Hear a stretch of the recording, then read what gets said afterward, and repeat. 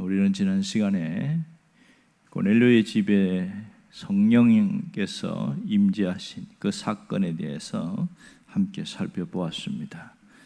오늘은 이 성령을 부어주심에 대한 사람들의 반응에 대한 이야기가 나오고 있습니다. 특별히 설교가 끝나기도 전에 성령께서 강력하게 임재하신 이 사건은 베드로와 함께 따라온 일행들에게 상당한 충격이 되었습니다.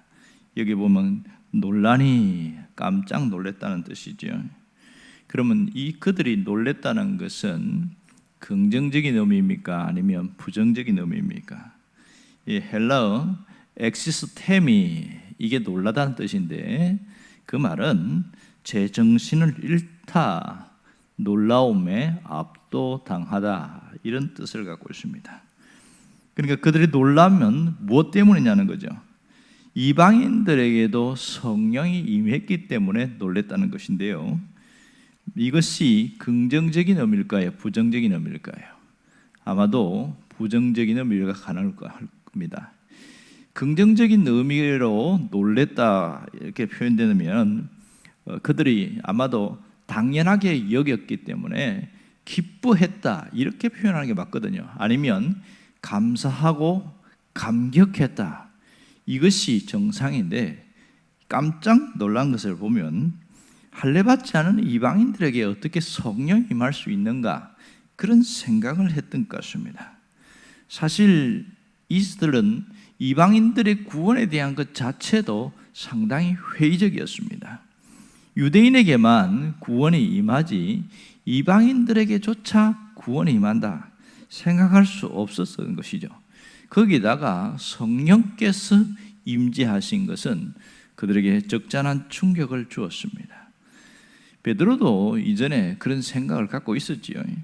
고넬료 집에 오기 전에는 이방인에 대하여 그렇게 좋은 생각을 갖고 있지 않았습니다. 그러면 오늘 이 고넬료의 집에 왔던, 베드로를 따라왔던 이들이 갖고 있는 생각이 무엇이었습니까? 그것은 편견 때문입니다. 편견 때문에 놀란 것이죠. 베드로가 무두장이 시몬의 집 옥상에서 기도할 때 잘 한번 생각해 보세요. 갑자기 환상이 열리면서 하늘에서 부정한 음식, 돼지고기 이런 게 내려왔어요. 그랬더니 하나님이 이거 잡아 먹어라 그랬더니 못합니다. 먹어라, 못합니다. 3번이나 이렇게 이야기합니다. 마지막에 하나님 뭐라고 그러죠? 내가 깨끗게 한 것을 어찌하여 네가 속되다가 말하느냐, 이렇게 하면서 끝납니다. 그러니까 고넬료는 하나님 보실 때 어떤 사람입니까? 깨끗한 사람, 그런 것이었죠. 결국은 그가 성령의 이끌림에 순종을 하게 되어지고 이방인의 집에 왔습니다. 그런데 이 이방인들 집에 왔던 유대인들은 오는 것까지도 대단한데 성령이 임하신 것에 대해서는 상당히 부정적이었던 것을 알 수 있습니다. 그 편견이 기뻐해야 할 때에 기뻐하지 못하게 만들었고, 이 편견이 사랑해야 할 사람을 사랑하지 못하고 미워하게 만들었다. 그만큼 편견은 아주 위험하다는 것을 알 수 있습니다. 오늘 우리에게도 이러한 것들이 있겠지요. 편견이 얼마나 무서운지를 알아야 하는데, 많은 사람들이 편견에 대해서는 별로 심각성을 못 느끼고 있습니다. 편견이 뭐죠? 사실을 사실대로 보지 못하고 왜곡하여 굴절되게 보는 것이 편견입니다. 진리를 진리대로 보지 못하게 만드는 것이 편견이죠. 여러분, 신앙인들 중에서도 보면 편견을 가진 사람들이 참 많습니다.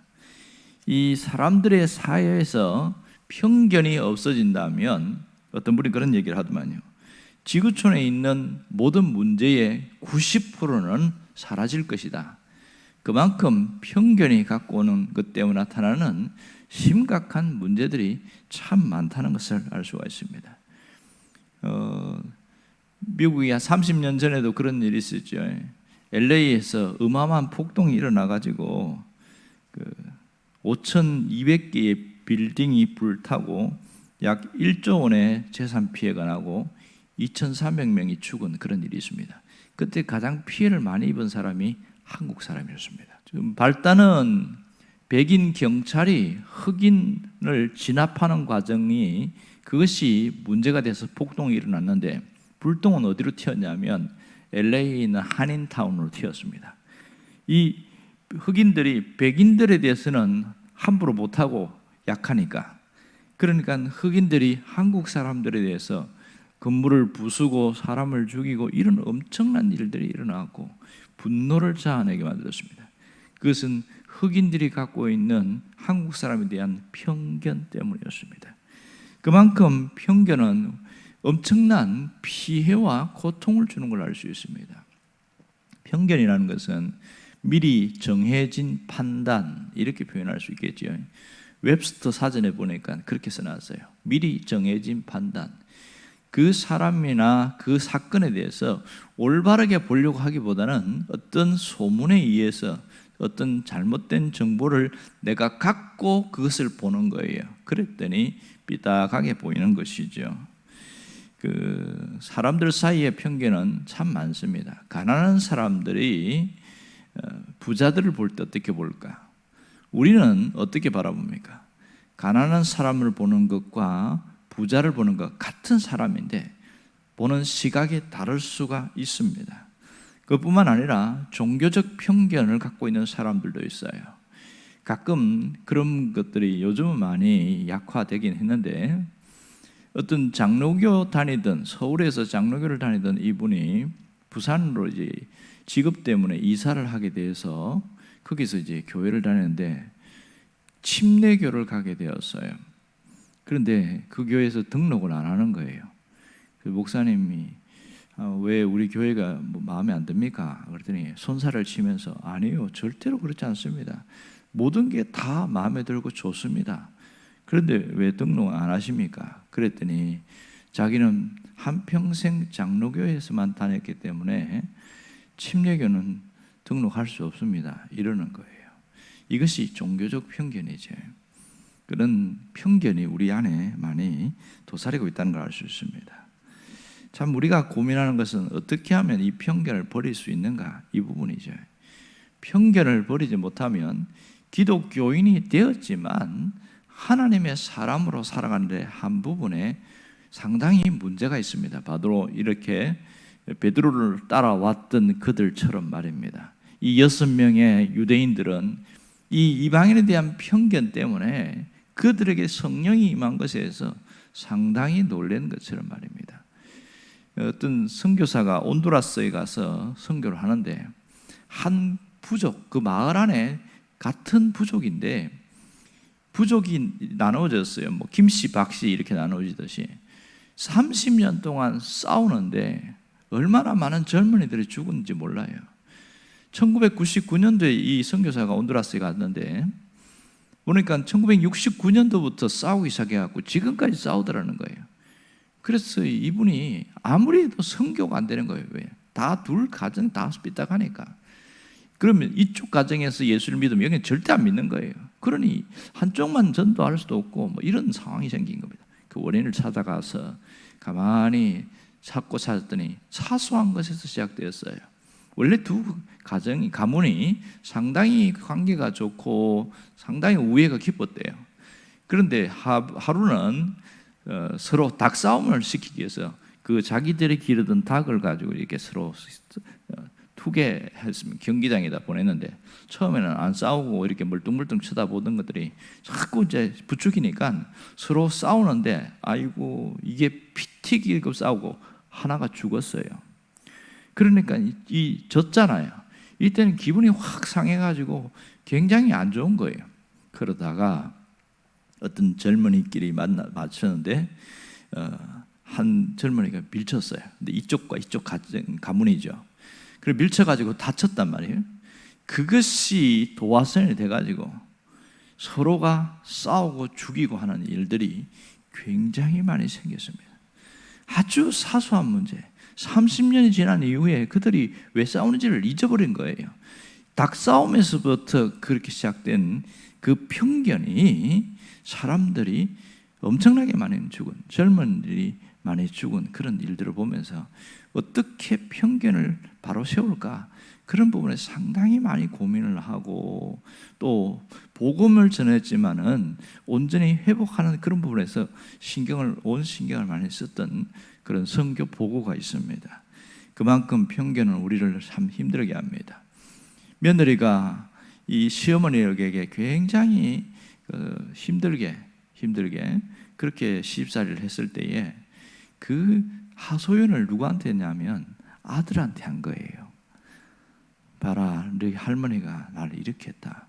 물론 그 사실도 있지만 약간 불편한 부분인데, 문제는 이 할머니가 손자를 너무너무 좋아하고 아주 잘해주는 거예요. 그런데 손자의 마음속에 미움이 사로잡고 있었어요. 할머니에 대한 미움. 그것은 누가 갖다 줬습니까? 어머니가 준 것이죠. 그래서 아무리 잘해줘도 할머니를 굉장히 미워하는 거예요. 이 편견, 사실 손자는 할머니한테서 억울한 일을 당한 적도 없는데 그러한 일이 생기는 겁니다. 어떤 가정에 5명의 자녀들이 있는데 거기에 유독 어머니가 장남에 대해서 굉장히 편애가 심했어요. 그래서 장남이 하는 것은 모든 것을 다 제공해 줍니다. 안타깝게도 그 다음 차남부터 4명의 자녀들은 머리가 좋고 비상해서 공부도 잘하는데 하필이면 장남이 별로 머리가 좋지 않아요. 그런데 다른 자녀들은 대학을 안 보내는데 장남은 대학을 보냈어요. 그리고 이렇게 대학이 졸업하고 나서 사회 취직하는데 뭐 사업을 하겠다는 둥 하겠다니까 논 팔고 소 팔고 이렇게 해갖고 밀어줬어요. 이 장남이 장사의 소질도 별로 없는데 친구들의 꼬임에 갖고 동업을 했는데 쫄딱 망하고 무려 40 중반이 되도록 아무것도 못하고 빈털털의 백수로 살아가는 겁니다.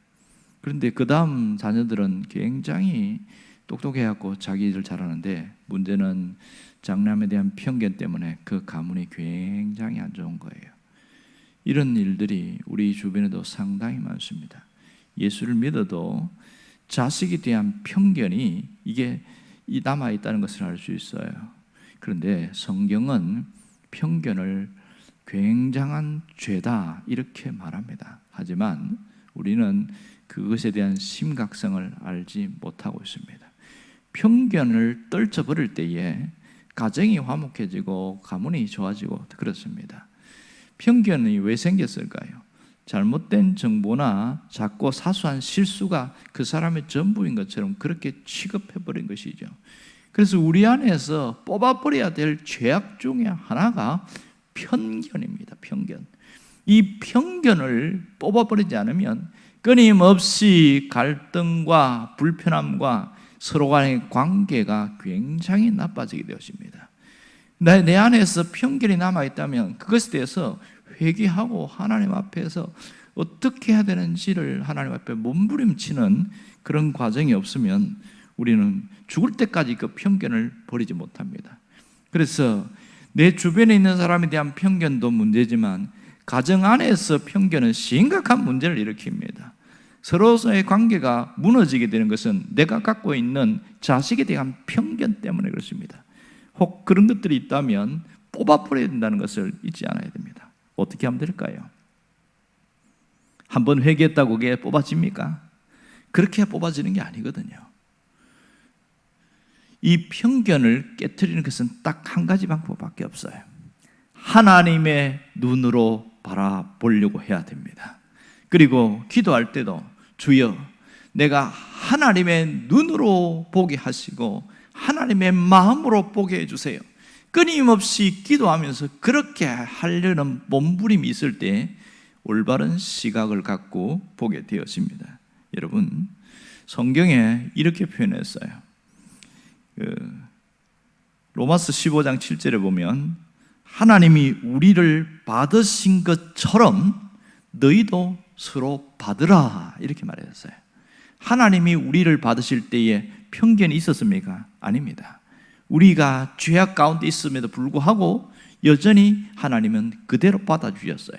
우리가 죄인 됐을 때에, 하나님과 원수 관계 있을 때에, 그럼에도 불구하고 하나님은 우리를 사랑해 주셨단 말입니다. 편견 없이 사랑해 주셨어요.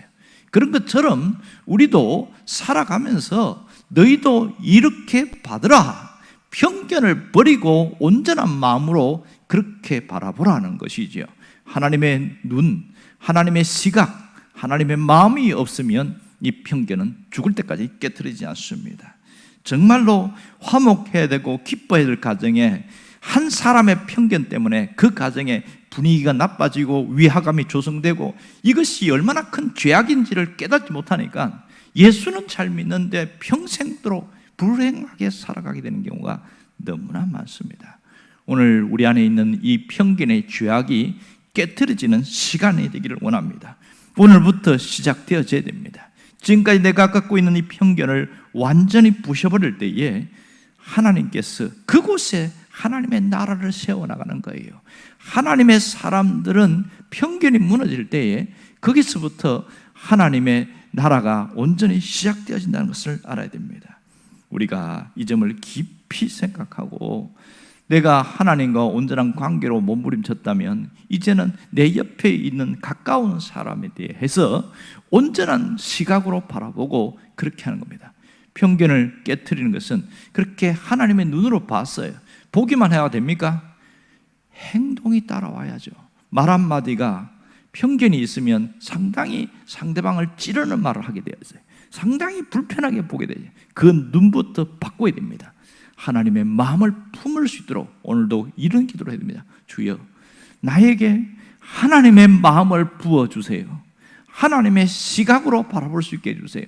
그렇게 끊임없이 기도했다면 그렇게 사람을 보려고 해야 됩니다. 그럴 때 우리 안에 있는 편견의 죄악이 씻어지고 온전한 마음으로 하나님의 모습으로 사람들을 볼 수 있게 되어집니다.